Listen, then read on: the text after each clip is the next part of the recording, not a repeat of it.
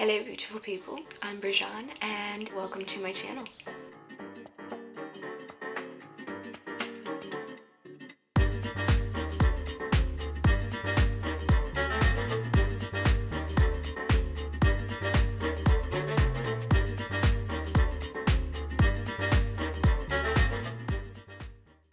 Today we are getting into it about why you keep stopping yourself from winning, why you keep overanalyzing, why you keep self-sabotaging, why you keep allowing yourself to sit in this space of I'm not good enough. And we're going to go through how to navigate through those feelings and break down what they mean so that you can get your power back. Before we get into anything, I just want to say that you are not alone. We all have these feelings of not being good enough, living inside of our heads, and second guessing every little thing that we do. There's nothing worse than feeling like an unmotivated failure. And when you sit in that place of not being good enough, you literally stop yourself from experiencing the life that you want. I've had so many days where I wake up and I'm just like, I don't really know what I'm gonna do today. I don't feel it. I don't feel the energy. I don't really know where I wanna go with this. And those end up being the hardest days because you're literally just sitting in your sorrows instead of understanding them, instead of learning from them and trying to break them down and trying to grow from them. It starts with learning your body and listening to your body. If you're tired, let yourself rest without guilt. It's the guilt that we attach to our lazy days that doesn't even allow us to recharge the way that we need to. It's okay to feel exhausted. It's okay to take the time to recharge. What's not okay is guilting yourself that you should be doing a million other things right now. You don't have time to rest, and this is distracting you from getting work done, because what's distracting you from getting work done is your mindset. My life started to change when I started to believe it could. When I got so fed up with being unhappy with where I was at in life that I was like, you know what? We're not doing this anymore. We're not doing this anymore, Brie. We're not doing this anymore. We're getting out of this unhealthy, unmotivated, stuck mindset because it's not making you feel any better. It's not changing your life. Look, you're the same place you were yesterday because you just let yourself be. And for me, it took me getting to that point of deep frustration with myself. I was like, we're not doing this anymore. What do I need to do to change my life? When I think about the times where I am most in tune with my body is when I'm taking care of it. The biggest thing that I like to do to take care of my body is just go to the gym to strengthen my muscles, to strengthen my bones, to strengthen my mind. For me, there's nothing better than starting the day with movement. When I'm in the gym, I'm moving, I'm sweating, I'm growing, I'm connecting my mind with my body. It's so easy to be like, well, why can't I just get my head right? Why is my head always so foggy? And it's because a lot of the times we're not eating the right foods, we're not active enough, we're not resting enough, we're not taking care of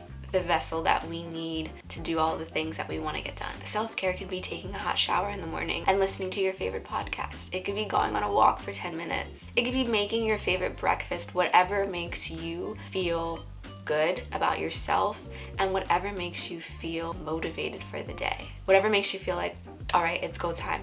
That's self-care for you. Self-care is unique to each individual person, and I think it's so easy to think self-care has to be this weekend retreat, weekend getaway. Self-care is just everyday little things that help you be better.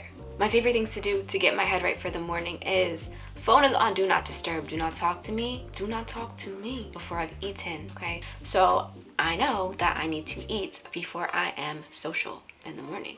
How you start your day will ultimately determine how you continue your day. If I start my day in an irritable mood, more often than not, I'm going to be irritated for the rest of the day. So it's really just knowing what you need to start your day right. I love to play music in the morning. Listen, the right soundtrack will have you feeling like you're in a movie. It will have you feeling like you are the main character. Realizing that your life is ultimately whatever you create it to be.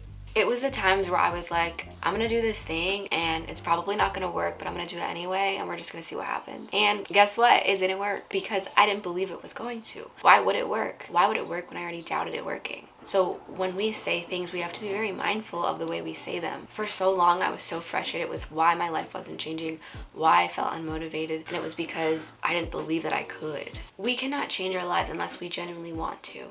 Realize that you're in this for the long game and not a short while, because growth and change, they take time.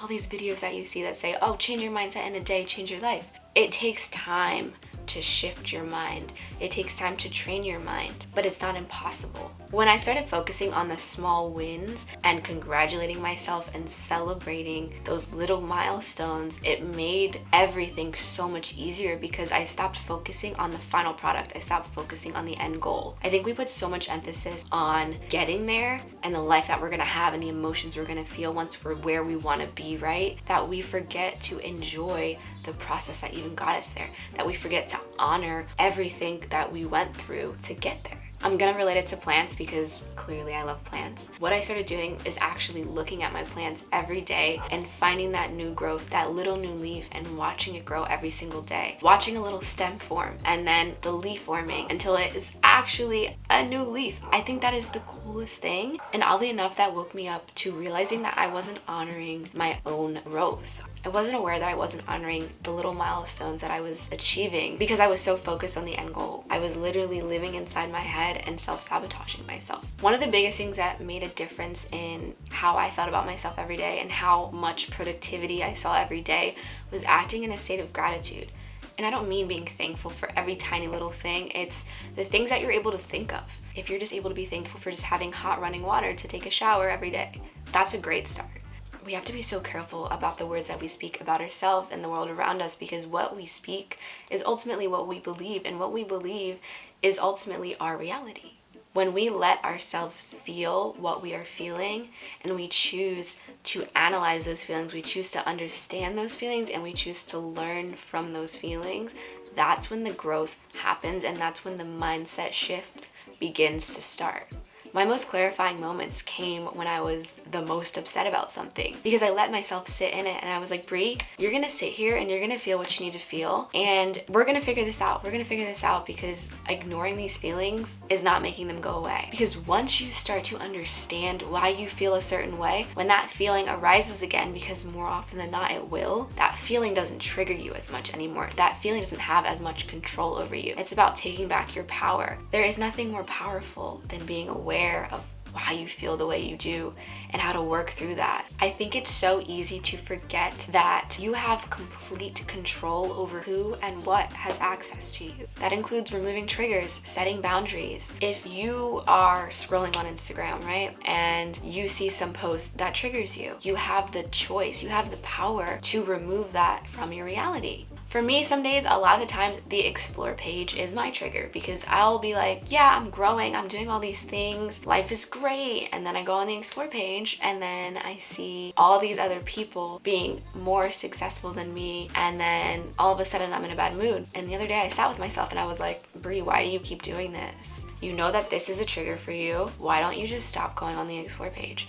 And then I was like, oh, that makes a lot of sense. I wasn't realizing that that was a solution for so long because I was just allowing myself to keep feeding into this self-deprecating activity where every time I do it, I feel worse about myself. Instead of saying, I don't have to do that anymore. That doesn't make me feel good. I'm removing that from my life. When you are unapologetic about the information that you consume and the things that you spend your time doing, your life starts to mold into the life that you want it to. Know that it's okay to set goals, but don't beat yourself up for not reaching them when you plan to reach them. Give yourself a little bit more grace and understand that you are growing every single day and you will get where you want to be. Success comes to those who keep going. Success doesn't come to those who just give up because it wasn't going according to plan.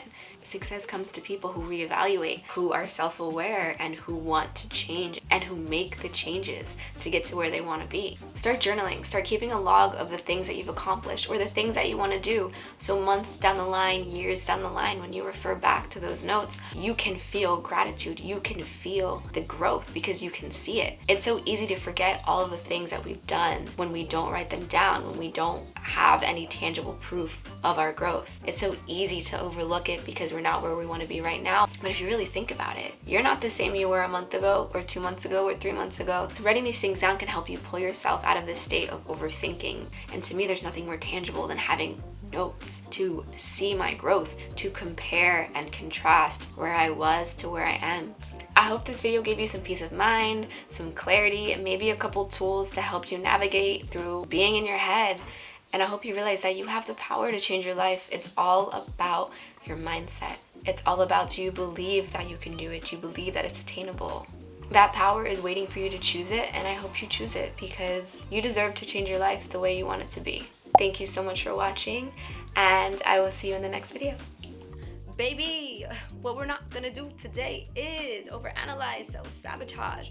Why? Because it is a lie, baby. It is in your head. Don't let your mind control you. You got this.